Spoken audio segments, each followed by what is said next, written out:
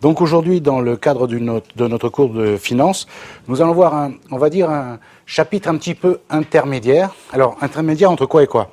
Intermédiaire entre ce que nous avons vu sur le tableau de financement du plan comptable avec les autres tableaux, mais cette fois-ci de flux de trésorerie.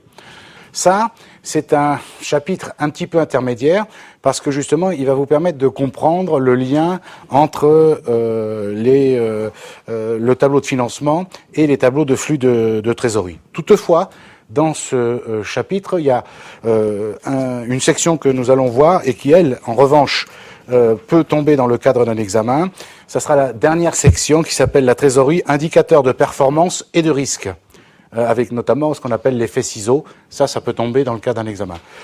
Les autres parties que nous allons voir, donc les autres sections, les flux de trésorerie dans une entreprise, la variation de la trésorerie d'exploitation, la variation de la trésorerie sur les opérations de gestion, la variation de trésorerie sur les opérations d'investissement et de financement, et puis la variation de trésorerie nette, et enfin la trésorerie, indicateur de performance et de risque. Donc les autres, on va dire que c'est moins important, encore que, il y a une des trésoreries qui va ressortir et que l'on peut vous demander indépendamment des autres, ça s'appelle l'ETE. Donc on va voir ça en détail. Donc on va commencer par les différents flux de trésorerie dans une entreprise. Alors vous savez bien que toutes les opérations qu'une entreprise réalise avec son environnement se traduisent de toute façon soit immédiatement, soit à terme, par évidemment des flux de trésorerie. Et donc on va essayer d'expliquer dans ce chapitre donc les différentes raisons qui montrent la variation de la trésorerie sur deux exercices successifs. Alors, on admet communément que il y a trois raisons qui expliquent la variation de trésorerie, ou plus exactement trois niveaux d'explication.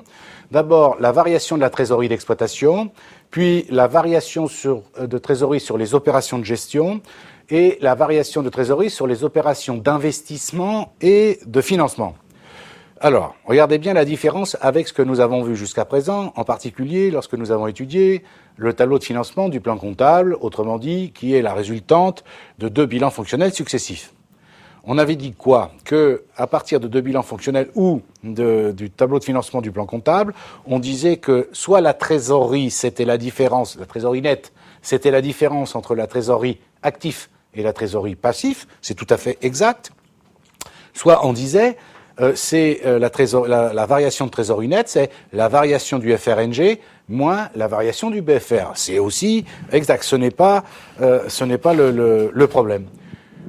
Le problème, c'est que, nous en avons déjà parlé, c'est que un des inconvénients du tableau de financement du plan comptable, c'est qu'il n'explique la variation de trésorerie que comme ça.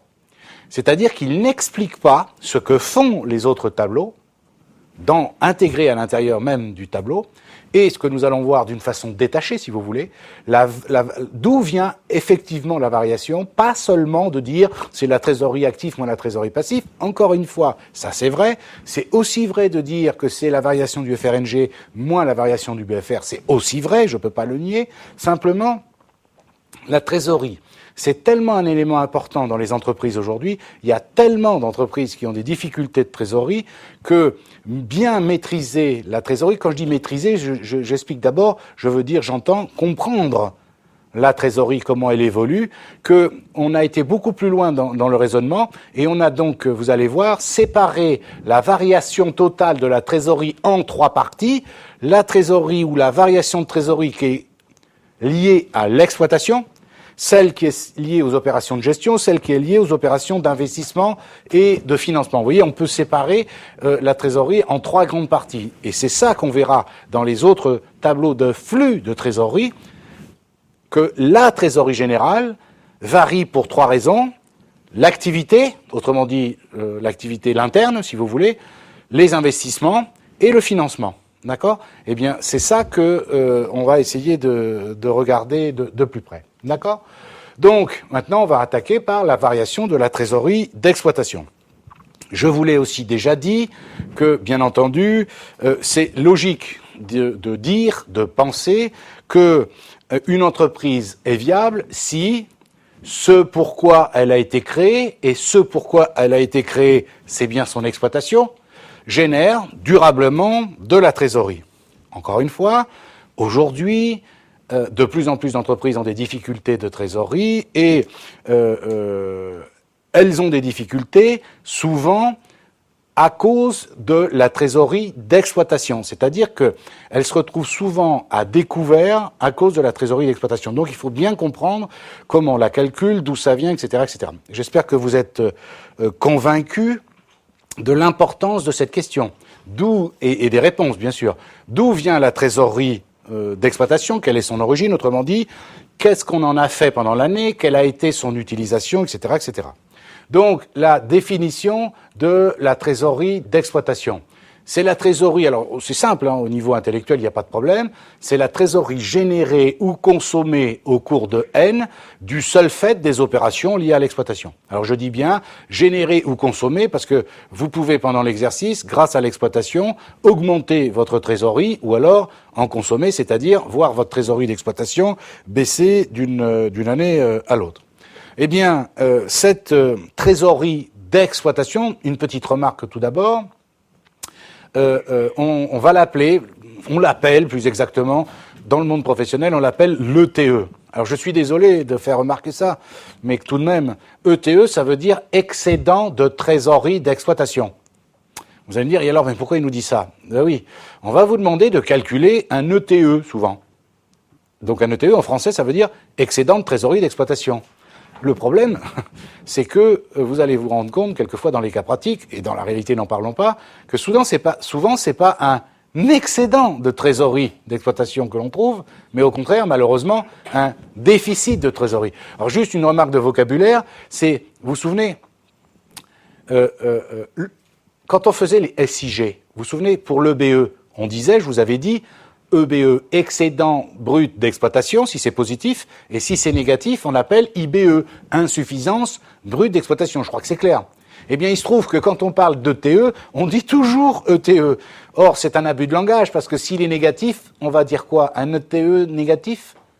Un excédent négatif? Ça n'a pas de sens. On devrait dire soit un ETE, soit un ITE, d'accord? Simplement, ça n'existe pas. Donc, je voulais juste vous faire remarquer cela. Et puis par ailleurs, il existe 3 façons de calculer l'ETE, et je vais vous en donner 3, et vous allez voir que vous allez de vous-même, à mon avis, en choisir une, et au hasard, ce sera probablement la plus facile. Mais il faut bien comprendre, on ne sait jamais comment on peut vous poser la question. Alors il y a une première façon, alors ça tout le monde est d'accord, le principe général est le suivant, de l'excédent de trésorerie d'exploitation, ce sont les produits d'exploitation encaissés en N, moins les charges d'exploitation décaissées en N. Ça c'est l'ETE, ça c'est ce que tout le monde dit.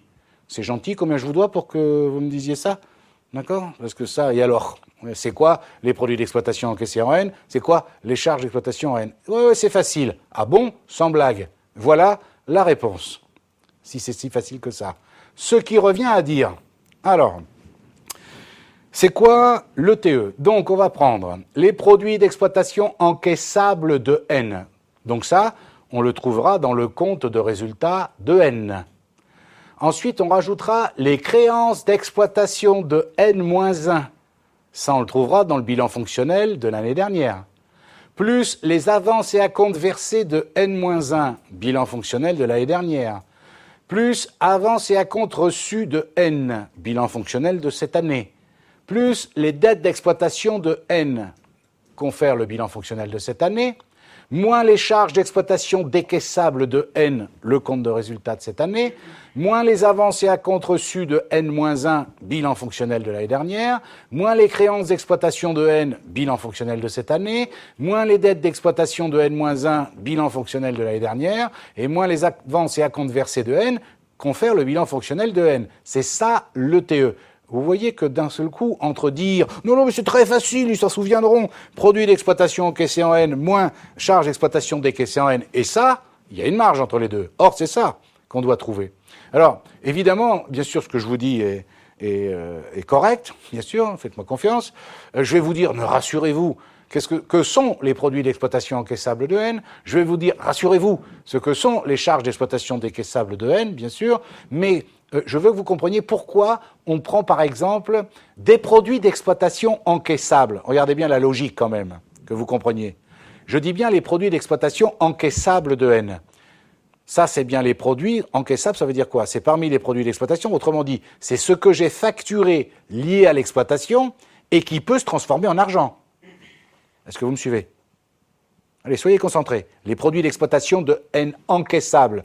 Je vais prendre des produits d'exploitation encaissables, enfin les produits d'exploitation de N, donc ce que j'ai facturé lié à l'exploitation en N et qui est encaissable. Est-ce qu'on est bien d'accord? Par exemple, je ne vais pas prendre les comptes 781, qui sont des produits d'exploitation, mais qui ne sont pas encaissables, par exemple. D'accord. Je prends ça. Ça, c'est encaissable. Mais pour savoir l'argent que j'ai eu cette année, est-ce que vous comprenez qu'il faut que je prenne les créances d'exploitation de l'année dernière? Les créances d'exploitation de l'année dernière, qu'est-ce que ça veut dire? C'est les gens qui me devaient de l'argent l'année dernière. Quand je dis les gens qui me devaient de l'argent, pas n'importe qui. Les créances clients, etc., etc. Ben, ceux de l'année dernière m'ont payé cette année. Est-ce que vous comprenez pourquoi on prend ça? Les acomptes versés de N-1. Et oui, les acomptes que j'ai versés de N-1, d'accord? J'ai pas eu besoin de les verser cette année. Est-ce que vous comprenez? C'est de l'argent que j'ai donc en plus. Et c'est ça l'idée. D'accord? C'est pour ça que je viens rajouter des éléments de l'année dernière également. D'accord? Donc, petit rappel, qu'est-ce qu'on appelle les produits d'exploitation encaissés en N? Vente de marchandises, plus la production vendue, plus la production immobilisée, plus les subventions d'exploitation. C'est ça, la production d'exploitation encaissée en N. Vous remarquez qu'on n'a pas inclus du tout la production stockée. Ce qui est logique, puisque de toute façon, la production stockée ne se traduit pas par une rentrée d'argent pendant l'année, bien sûr. Deuxième rappel, charges d'exploitation décaissées en N. Je vois qu'il est écrit produit d'exploitation, excusez-moi. C'est charges d'exploitation décaissées en N. Je vous l'avais de vous-même, évidemment, compte tenu de votre dextérité et votre sens affûté, d'accord? Vous avez remarqué, je vous prie de m'excuser. Bien sûr, achat de matières premières, achat de marchandises, autres achats et charges externes, ITVA, salaire et traitement, charges sociales, c'est ce qu'on appelle les produits d'exploitation encaissés en N. Et évidemment, les variations de stock n'apparaissent pas dedans. Donc, vous voyez, vous allez me dire, mais je vous connais, mais jamais on arrivera à se souvenir de ça. Heureusement, il existe une deuxième façon de calculer le TE pour arriver au même résultat,